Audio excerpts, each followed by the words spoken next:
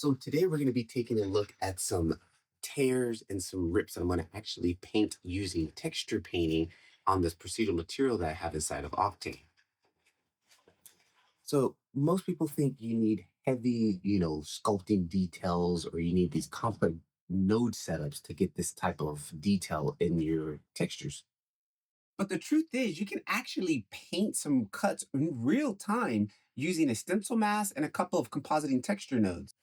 So these are the type of videos that I make inside of my Blender Octane community, where basically a member had asked me, is it possible to do texture painting inside of Octane? And I said, of course it is. So I made this custom video just to share with my community on how to do that. And I'm sharing with you guys here on YouTube. If you guys are new to my channel, my name is Patrick LeVar. I make videos on how to use Blender Octane, the Octane render engine for Blender.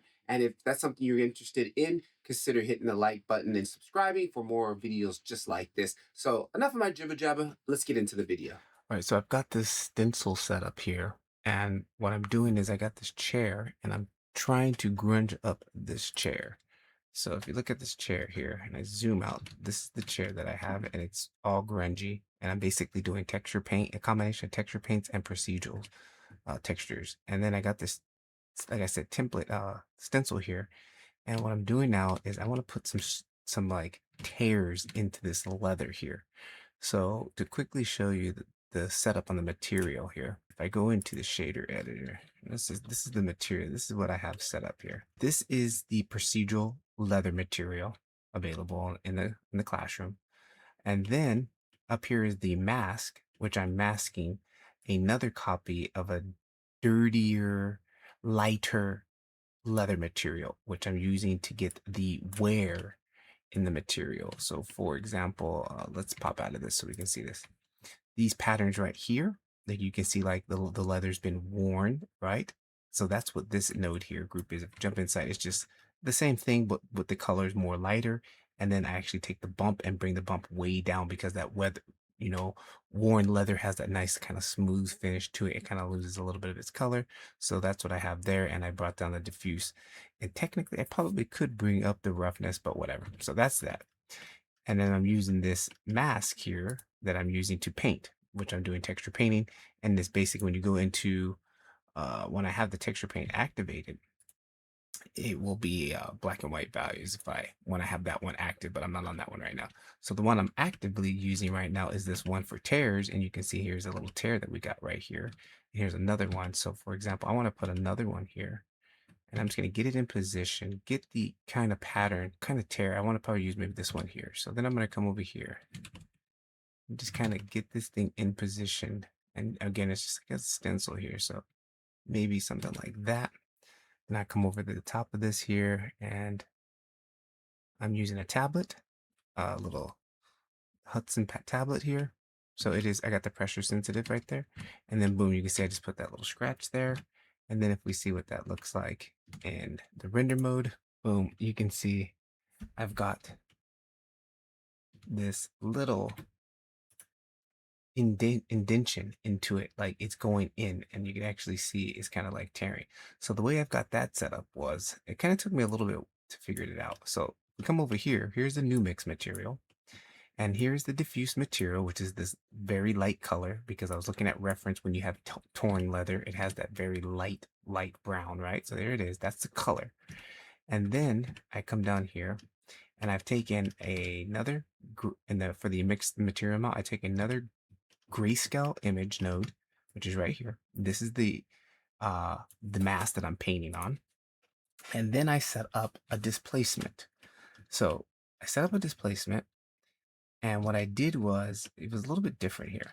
Here's my texture displacement, which is plugged into the mixed material, because this, whenever you do a mixed material, you have to have the displacement here. So I have that displacement coming down, and then I have, these are my values. I have it set very light, 0.1, 2K resolution. I probably should go 4, maybe get a little more detail out of it, but whatever. I can do the filter radius. And then what I do is I invert it, because if I don't invert it right now, let me finish setting everything up to show you why. So what I got an invert node here, and then I got a composite texture node. And I don't even need that channel. We got the composite texture allows me just to start stacking. So I can stack multiple types of scratches, light scratches, rips, whatever. This just gives me options. And then I got the composite texture output, which goes right into there. And it's being plugged into the input. And the input is a baked texture because I'm using procedural texture here, which you got to bake that into the composite texture. And I'm just using a noise pattern.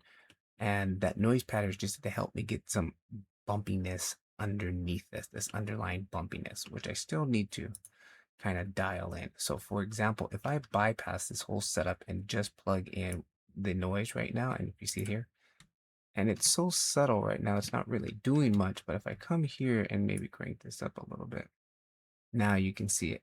There is the displacement. And that displacement, I want it to be a little bit more of it. So I'm actually going to scale that down.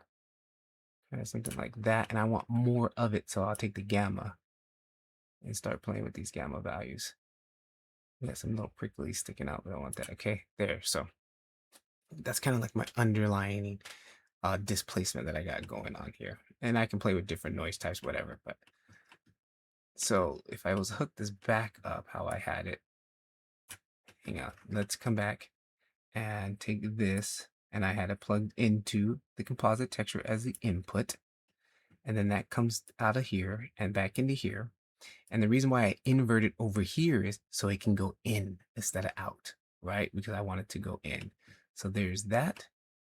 And then we plug back up our mask because we want to paint our mask, our opacity. So I plug that back up in here to the mix between the existing material, the other leather, and this bump whip lower level.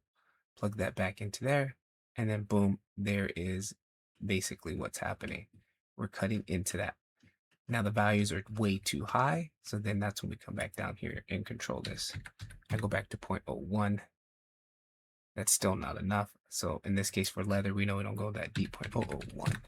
Just very little subtle rips and dings here. And I probably could get a little bit more detail out of that by cranking that up.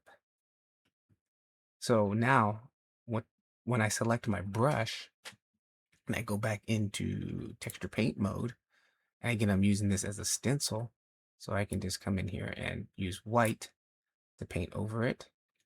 And then boom, we've got this nice little rip right into the leather there. That's awesome. Super awesome. And I don't have to use the stencil. I can do different types of ways here. For example, maybe we want to get some kind of rips around here, around the seat where the butt will be. Then I can come back into my brush mode, change from the stencil, maybe go to the random brush, turn on random. It's getting like maybe a little bit of where the butt would be. And you can also, I prefer to do the painting in this mode here. It's just a little bit easier. All right. And then I can come back and get that later.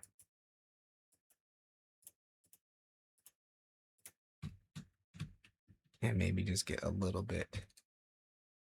I'm going to go back to the pen, make sure this is on so it's pressure sensitive. And I'm going to put that at a lower value, F2, control the brush, Alt plus Shift to zoom in, or to Alt plus Control to zoom in.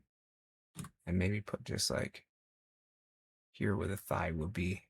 And then again, you're going to have to always constantly be checking this. When I go back into the render mode, absolutely fantastic. I love it. So that's how I basically put together doing texture painting, making tears and rips, but also utilizing the power of displacement and Octane Blender's composite texture nodes. Again, if you're someone who is looking for help for using Blender Octane and you need some one-on-one help, I'm also available inside of my Blender Octane School community. Again, links down below, 7-day free trial, and I'll catch you guys in the next video. Peace.